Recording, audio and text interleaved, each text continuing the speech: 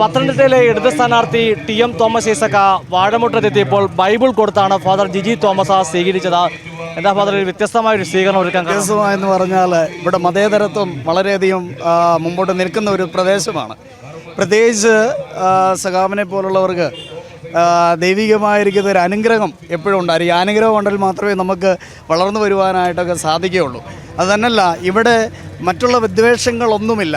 അപ്പോൾ ആ വിദ്വേഷങ്ങളിൽ നിന്ന് വളർന്നു വരുവാനായിട്ട് അങ്ങനെയുള്ളൊരു കാരണം വെച്ചാൽ വിപ്ലവം കാണിച്ചു കൊടുത്തത് കർത്താവാണ്. രോഗികൾക്ക് വേണ്ടിയും പാവപ്പെട്ടവർക്ക് വേണ്ടിയും ഒക്കെയും വിപ്ലവം കാണിച്ചു കൊടുത്തത് ഞങ്ങളുടെ കർത്താവ് യേശുക്രിസ്തുവാണ്.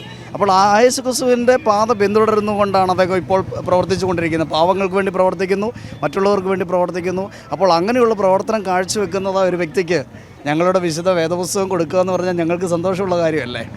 അതുകൊണ്ടാണത് കൊടുത്തത്. തീർച്ചയായിട്ടും വളരെ സന്തോഷം. മോളൊക്കെ ഉണ്ടല്ലേ? അതെ, മോളാണ്. സന്തോഷത്തോടെ കാത്തിരിക്കുമായിരുന്നു സ്ഥാനാർത്ഥിയെ.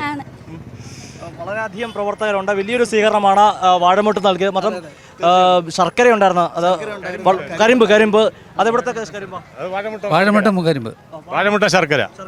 പ്രത്യേകത അതിന്റെ പ്രത്യേകത ഇവിടെ ഉണ്ടാക്കുന്നത് തന്നെ നമ്മൾ തന്നെ നൂറ്റാണ്ടുകൾ കൊണ്ട് പാരമ്പര്യമായിട്ട് വാഴമുട്ട ശർക്കരയും പാരമ്പര്യ കർഷകരുടെ ഉൽപ്പന്നമാണ് വാഴമുട്ടും ശർക്കരയും കരിമ്പും. അങ്ങനെ വാഴമുട്ടത്തെ സ്വീകരണം വളരെ വ്യത്യസ്തമായിരുന്നു. ബൈബിൾ കൊടുത്ത് സ്വീകരിക്കുന്നു. മാത്രമല്ല നൂറ്റാണ്ടുകളായി നിങ്ങൾ ഉൽപ്പാദിപ്പിച്ചിരുന്ന കരിമ്പ് കൃഷിയുടെ ഭാഗമായിട്ടുള്ള ശർക്കരയും നൽകിയിരുന്നു.